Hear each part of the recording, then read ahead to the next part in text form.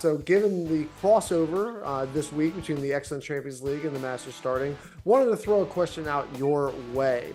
I think pretty much inarguably the star of the Masters is the venue itself. Do you think anything in soccer rises to that level? I mean, as an Everton fan, I feel like I'm going to get something thrown at my head by saying this. But the Anfield experience just seems like it is by far and away. You've seen the videos, when they'll play them or they'll be all over YouTube of, singing You'll Never Walk Alone.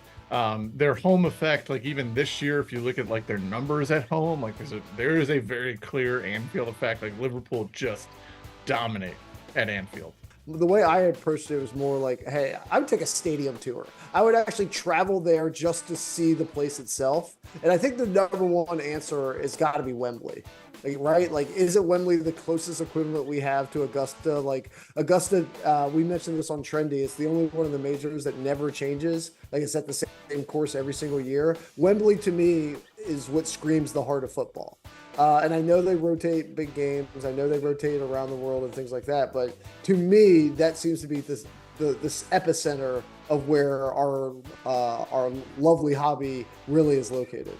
We watched Clint Dempsey play at Fulham. I always kind of wanted to go see Craven Cottage just because it looks like such a weird, homey little stadium. With a great name. Is that the best name? Is that the best name of any stadium? Absolutely, absolutely. Like Craven Cottage, like just makes you feel like it doesn't make you feel like like we talk about the NFL watching experience sometimes on Trendy, and it's just such a weird, like thing of like American like capitalism. All the stadiums are cold and they're just gigantic, and they have all these like corporate booths and box seats and all this stuff. Like, and then you're just like, oh, I'm gonna go watch a game at Craven Cottage. It's like, hey, I'm gonna go drive up to the lake and watch some soccer, right? British, extremely British. Like yes. you have to drink a pint of dark beer in front of a fire and then walk over to Craven Cottage, and you instantly get a British citizenship. I feel like.